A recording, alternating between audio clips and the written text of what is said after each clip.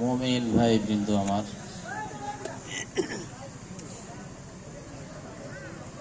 আজ এখানে আমরা ইফতারের জন্য একত্রিত হয়েছি। আশিক হয়তো স্বাভাবিক রীতি অনুসারে থাকলেও আমাদের এখানে আমাদের সাথে ইফতার করত, কিন্তু ও আল্লাহটাকে সাড়া দিয়েছে। তো ও সবচেয়ে জীবনের শেষ মুহূর্ত পর্যন্ত যার ছত্র ছায়ায় লেখাপড়া করেছে, তার জবানের শাহাদাত, ওর অবস্থার বর্ণনা তিনি যেটা দিলেন তা তো আপনারা সকলে শুনলেন। একজন পাক্কা সাচ্চা তালিব ইলম ছিল। আর তালিব ইলমের তাৎপর্য সম্পর্কীয় হাদিসের মধ্যে যে বর্ণনাগুলো আসছে তার থেকে দুই একটা বর্ণনা শোনাই।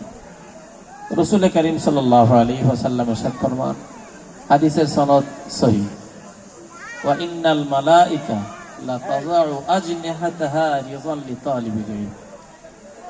তালিবুল ইলম যে সঠিক অর্থে ছিল এটা তো হুজুর নিজেই শোনাইলেন। হুজুর অনেক বিজ্ঞ, অনেক বড় আলেম। আমরা একসাথে কাসেমুল উলুমে এক যুগ ছিলাম, কত বড় আমি জানি।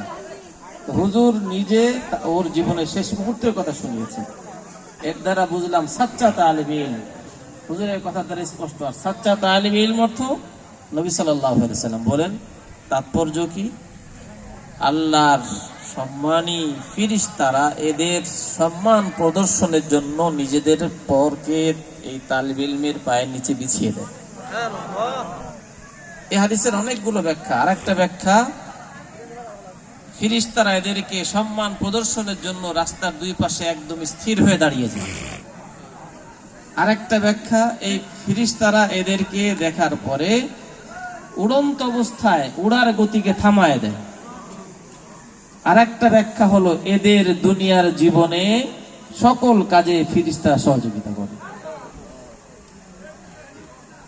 এই তালিব ইলমের জীবনের ফজিলতের আরেকটা ফজিলত হলো, রাসূল করিম সাল্লাল্লাহু আলাইহি ওয়াসাল্লাম বলেন, মান জাআহুল মাউত ওয়া হুয়া ইয়াতলুবুল ইলম ফাবাইনাহু ওয়া বাইনান নাবিয়্যিন দারাজাতুন ওয়াহিদা। যে ব্যক্তি ইলম শেখা অবস্থায় মৃত্যু চলে আসলো, কিয়ামতের ময়দানে নবীদের আর তাদের মাঝে একটা স্তরের দূরত্ব থাকে শুধুমাত্র।